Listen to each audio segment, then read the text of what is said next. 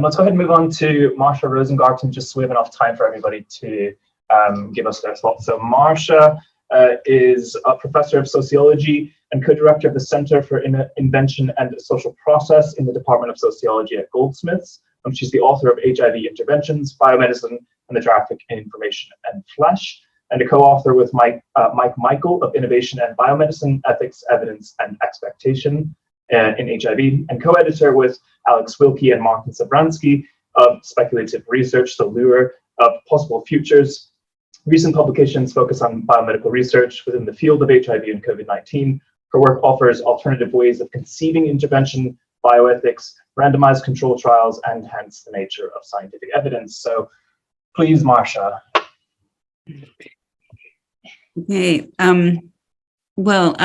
I'd just like to say that I feel deeply honoured to be part of this conference, and I would like to thank Ula, Eleanor, Catherine, and Bobby for inviting me. I feel like I'm a little bit of an outlier, or at least in this session, but I think some of what I will say will overlap with what Sunita said, and I did find it so fascinating, the whole possibility of being here, hearing clinicians in particular, is just fabulous. So thank you all. It was suggested that I might reflect on my speculative work on HIV pre-exposure prophylaxis, PrEP, in light of growing concerns about rising sexually transmitted infections, STIs, which I've taken as mainly referring to as syphilis, gonorrhea, and chlamydia. And I should say that I don't have any slides. I'm not sure whether that was a good decision or not, but anyway, you have just got me for this 20 minutes. I want to say that, I should say that I did have a title for this paper, which I think might be helpful because I'm going to come back to it later. And the title is Reflections on the Not Strange Bedfellows of PrEP and STIs. I invariably find writing a paper a challenge, and especially when attentive to questions of futurity, as I understand is the theme of this session, the next big thing. The challenge, to put it in very broad terms, is that the future comes without guarantees. Without a God's eye view, we simply can't be sure what big challenges or indeed what possibles will emerge from what I've termed the non-strange bedfellows of PrEP and STIs. But nonetheless, they do not come from nowhere. For the speculative philosopher Alfred North Whitehead, they emerge from the potential furnished by those that precede them, those events that precede them. And this, I will say, is supported by scientific evidence. I think actually much of what has already been said speaks to this. And it leads me to take as my point of departure Mariam Modamidi Fraser's claim. Mariam is a colleague of mine in the sociology department at Goldsmiths. This is how she put it: there is no true solution to a problem. The best that a solution can do is to develop a problem. From Louis Pasteur, we can say that we inherited germ theory, and following this, Alexander Fleming's accidental finding that a mold was able to prevent the growth of bacteria, which set in train the beginnings of what we know as antibiotic drugs. And while the drugs have been an extraordinary possible for intercepting endangering microbial infections, the unanticipated capacity of bacteria to learn to resist is what brings us here. I just need to check with you. The sun has surprisingly come out in London, and I can't really see my screen, but I'm not sure whether it's affecting what you can see. I'll assume that it's okay unless you tell me otherwise. Anyway, okay. All right. To be sure, no one had anticipated the emergence of the human immunodeficiency virus, HIV, which was first identified in fatally ill young gay men in the United States. Nor might many have imagined at the time that it would lead to a heralding of the male condom as a means of prevention, or that those who instituted the use of the condom from a minoritarian position, but that they would also propel science to seek effective treatment. The scientific decision to experiment with a failed cancer drug known as AZT didn't save lives, and no one knew in advance what became evident of its awful side effects. but their situated difference set on track what we have today in the form of highly effective antiretroviral pills as a treatment and as a prevention tool, PrEP, for HIV. So in the first part of this paper, I will offer some context to PrEP, the question of antiretroviral drug resistance, and the divergent ways in which the problem of rising STIs and potential antibiotic resistance is approached within the HIV field. And later, I will come to a proposition within the STI field for an eco-social approach, and by way of a rather circuitous route, it will bring me to the conference theme of marginalization and what we might learn from the experiences of another minoritarian group. Widespread take-up of HIV antiretroviral drugs is now the linchpin of UNAIDS global strategy to consign HIV to history. The strategy promises a deliberate effort, a solution to the longest continuous plague of our time. Since the virus was identified in the early 1980s, more than 35 million people have died from HIV/AIDS-related illnesses. However, the strategy remains contingent on the current use of drugs, antiretroviral drugs, not only expanding across HIV-affected or vulnerable to persons vulnerable to infection, but doing so without other events interceding. As with some bacteria, the HIV virus also shows a capacity to learn to resist, but for now, available evidence suggests otherwise. As an HIV colleague expressed this, if anything, the reduction in rates of HIV transmission has likely resulted in lower community prevalence of antiretroviral resistance. In support of this, a review of findings about emergent antiretroviral drug resistance published in 2019 noted breakthrough infections from PrEP use with high dosing adherence are possible, but appear to be rare, and the benefit of decreased HIV incidence with wider PrEP use is likely to outweigh the risk of harms from possible increases in the prevalence of HIV drug resistance. However, some see this rather optimistic view of consigning HIV to history impacting directly on an increase in STIs. Indeed, while I was drafting this paper, a friend working in public health sought to explain to me that because PrEP replaces the need for condoms as a barrier against HIV, it is an uncontestable fact that it is creating new opportunities for the spread of STI bacterial infections. My friend did not need to tell me this. I began my research for this paper with this assumption, but I've learned that condoms have not always prevented STIs. Further, any correlation that might be drawn between PrEP and evidence of rising rates of STIs may be due to the increased testing for STIs in those who are on PrEP. In 2016, WHO sought to reduce the incidence of sexually transmitted bacterial infections by proposing high levels of testing and treating. And this strategy now accompanies the prescribing of PrEP. In other words, the WHO approach may be skewing the evidence because people taking PrEP make up a large proportion of those surveyed.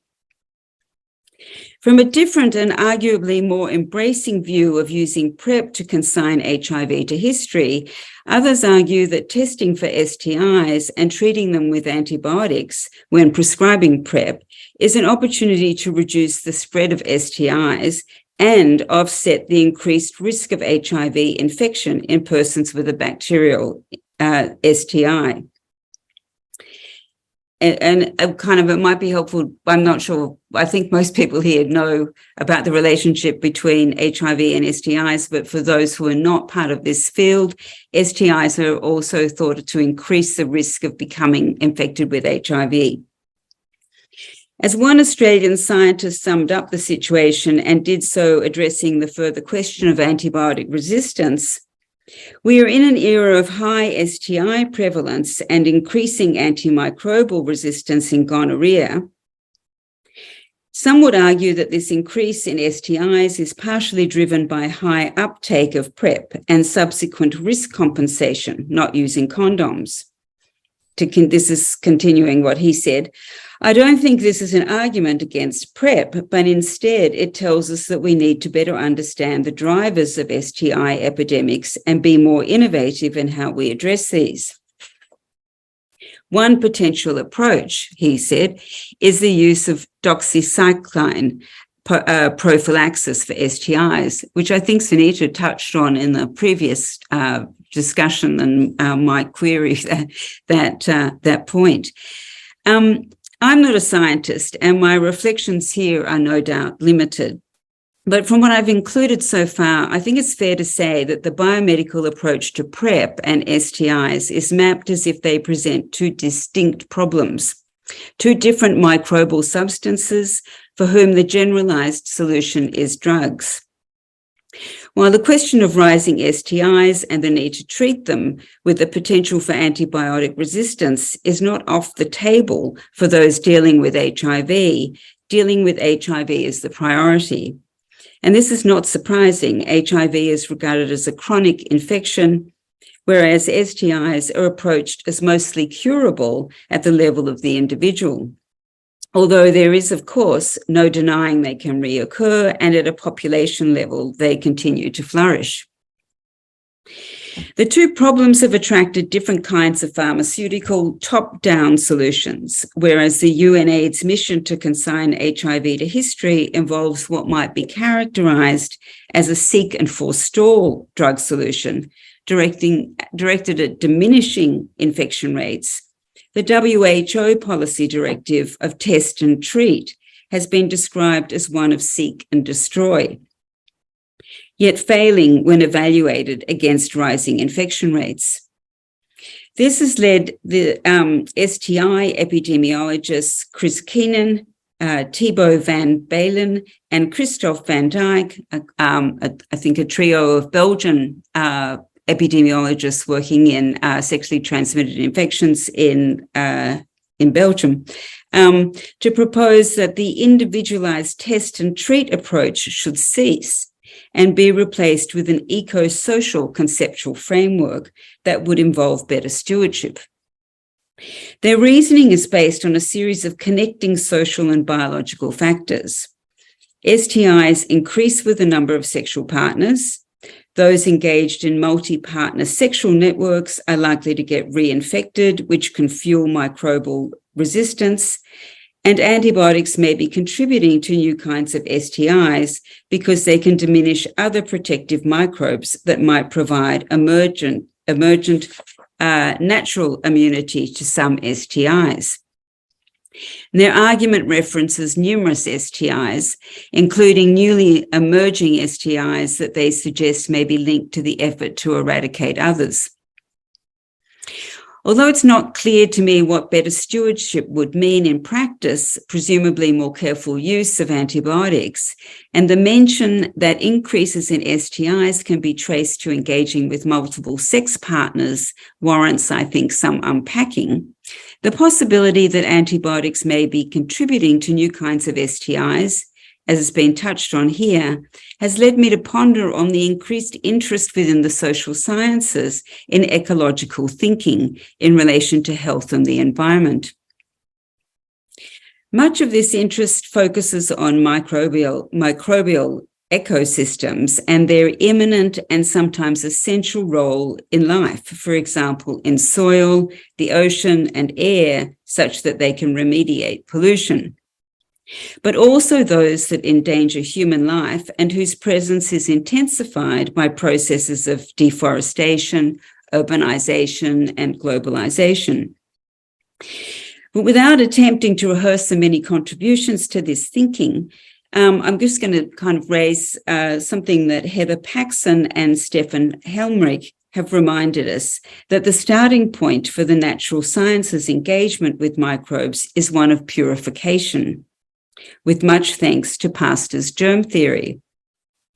By contrast, the eco-social framework gestures towards a more expansively proposed socio-ecological process where causality and hence problems and solutions can also be viewed as emerging from a complex web of evolving connections that bind all kinds of things.